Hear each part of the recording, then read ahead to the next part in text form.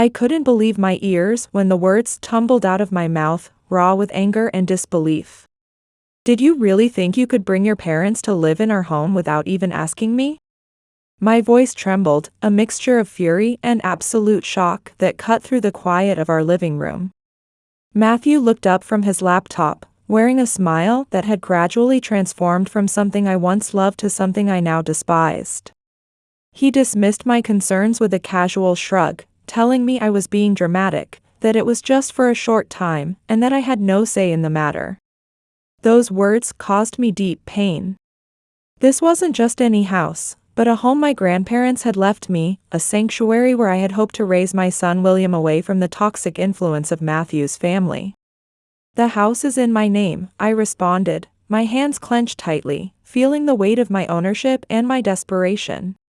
For a moment, Matthew's arrogant expression faded, and a look of anxiety appeared on his face. My 2-year-old son William wandered into the room, and I forced a smile, not wanting him to sense the tension crackling between us. He was blissfully unaware of the storm brewing, his chubby little hands reaching out to me, seeking comfort. I lifted him, kissing his forehead, trying to calm my racing heart and the storm of emotions inside me. I'm against this, Matthew, I said, struggling to keep my voice steady. Your parents have never respected me or our relationship. Why now? Matthew just shrugged, saying, family, Sophia. You wouldn't understand. His words only intensified my growing frustration. The word of family sounded unpleasant to me, and it sounded nothing like the small, loving family I had in mind. The doorbell interrupted our argument, breaking the tension. Through the door, I could see Matthew's parents, suitcases in hand, ready to invade our lives. My heart sank, a heavy weight of resignation settling over me. Fine, Matthew. Let them in.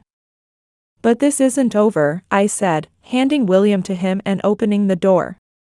Matthew's mother, Susan, breezed past me without even acknowledging my presence, followed by his equally dismissive father.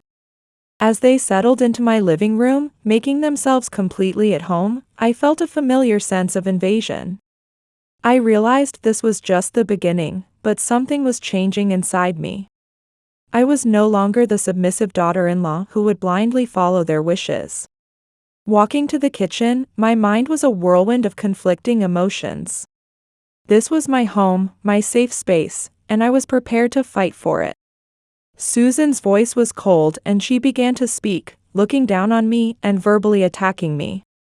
Well, Matthew never mentioned how disconnected from reality you are, she said casually. This is his house too, and as his mother, I have every right to be here.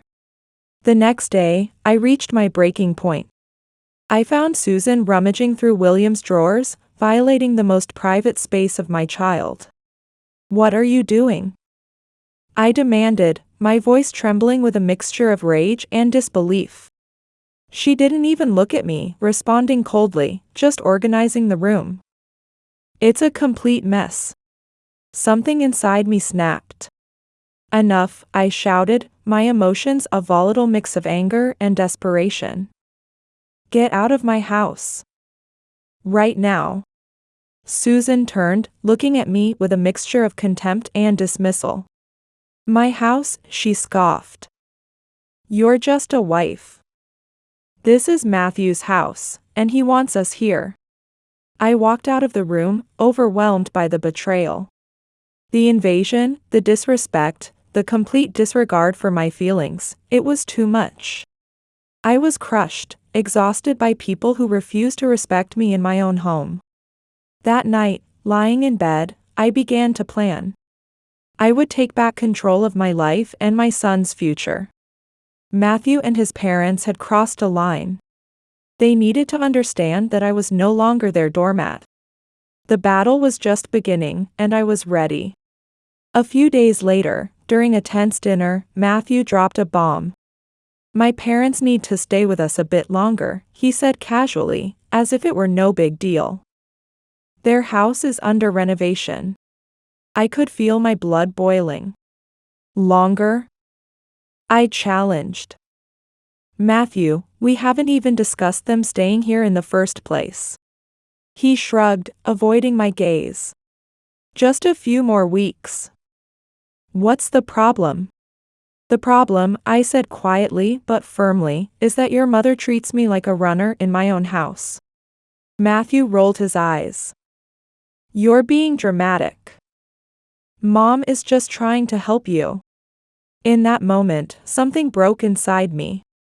I stood up quietly and walked to the kitchen. Opening a drawer, I pulled out a crucial document, my grandparents' will and the house deed. I returned to the living room and placed it on the table. Read this, Matthew, I said. This house is legally mine. Your parents have 1 week to leave. Susan gasped. Matthew, what is she talking about? If they don't leave, I continued, I'll take legal action. And I'll seriously reconsider our marriage. For the first time, Matthew truly looked at me.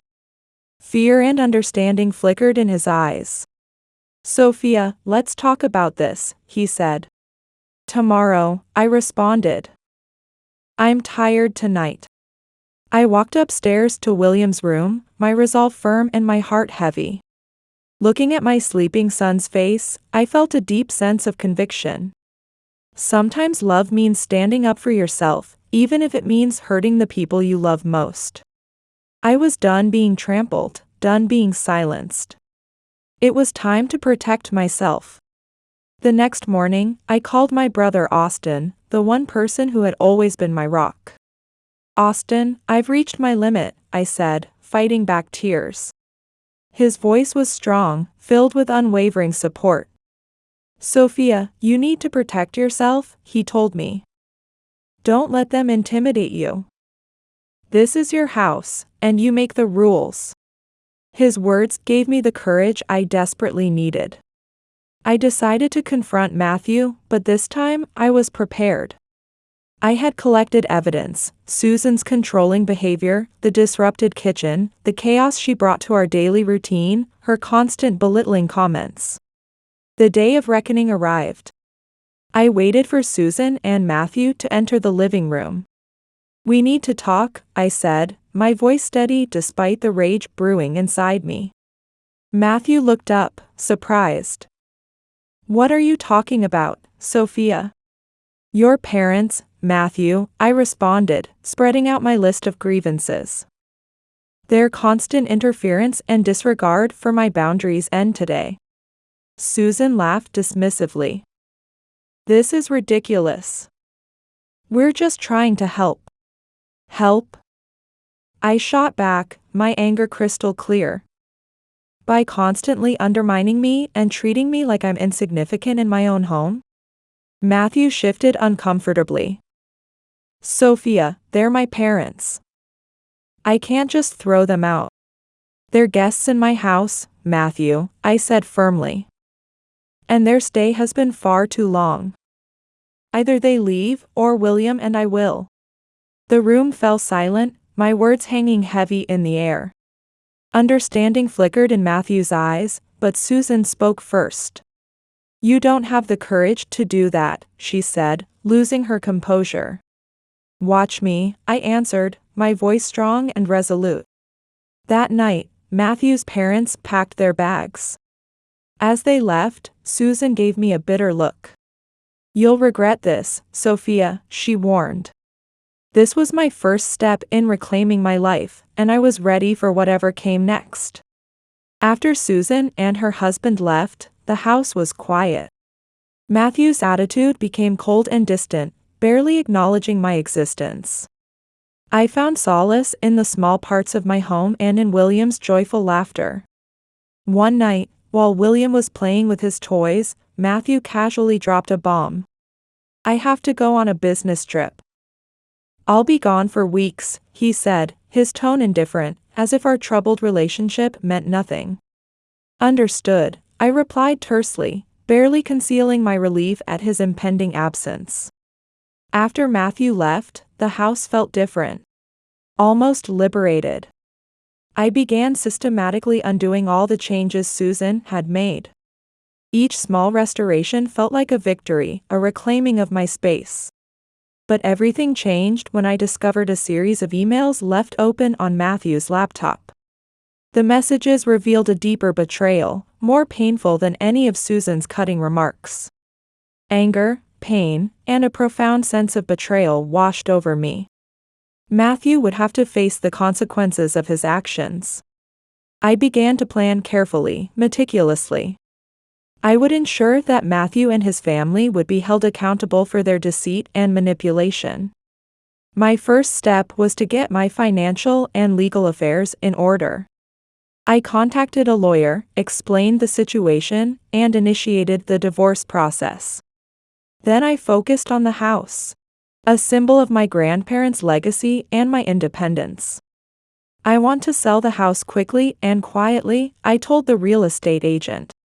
He looked surprised but caught the urgency in my voice. "Are you sure about this, Sophia?" "It's a big decision," he said. "I've never been more certain in my life," I responded, my resolve unshakable. After the betrayal, the house was put on the market, and offers started coming in within days. The thought of Matthew returning to find he had lost all control gave me a dark sense of satisfaction.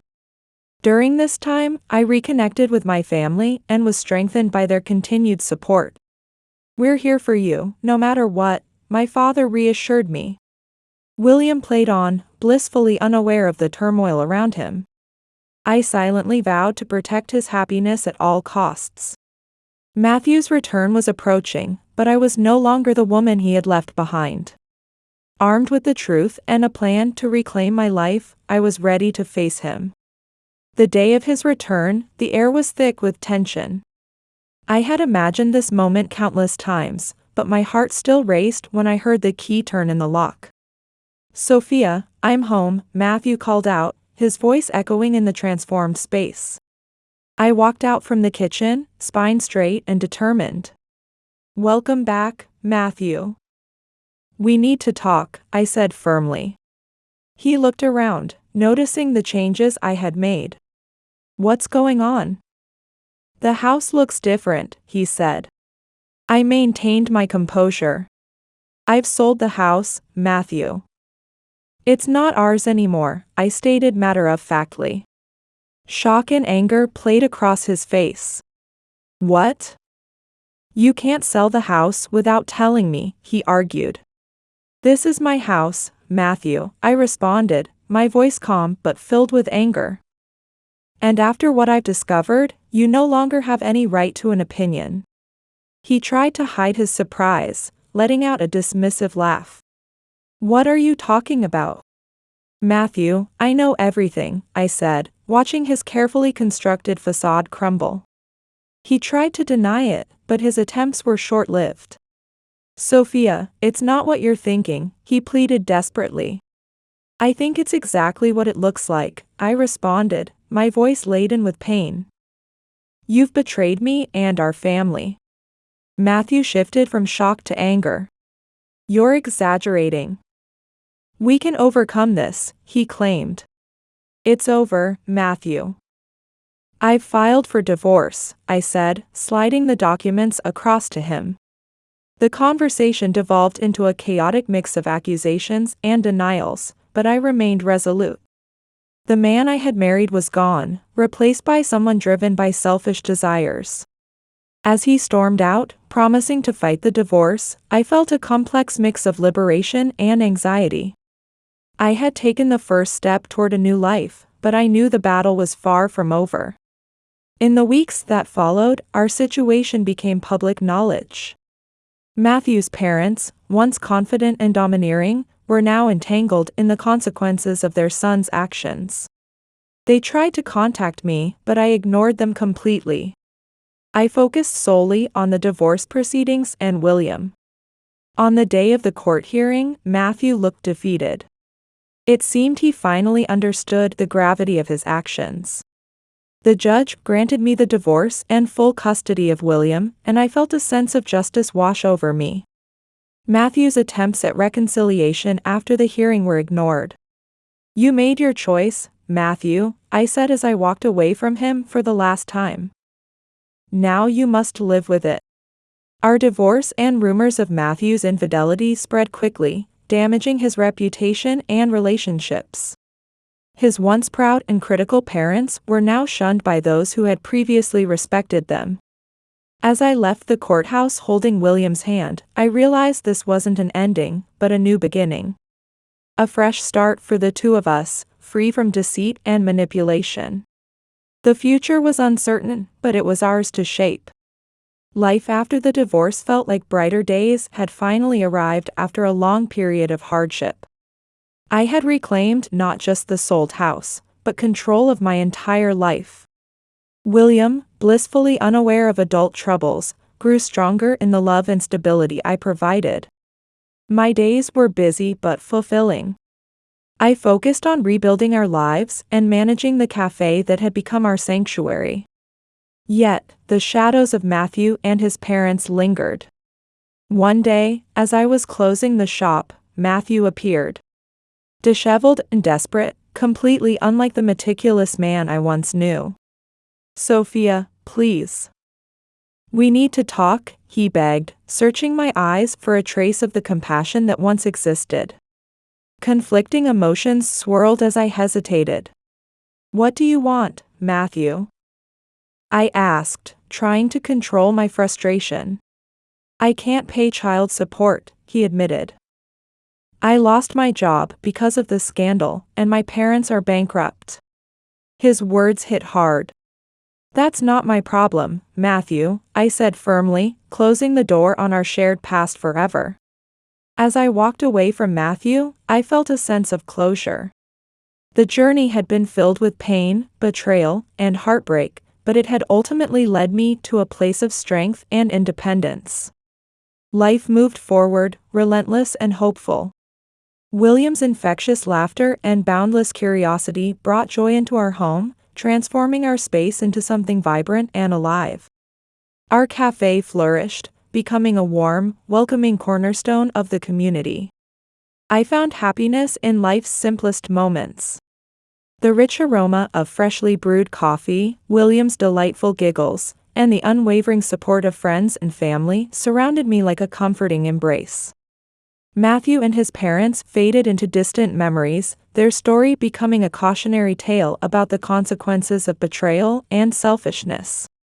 My experience taught me the profound importance of maintaining dignity and protecting oneself. One evening, as I closed the shop, I looked up at the sky painted in soft oranges and pinks of sunset. Holding William's hand tightly, I smiled. Our future might be uncertain, but it was brilliantly promising. We would move forward, step by step, embracing each new chapter of our lives with hope and resilience.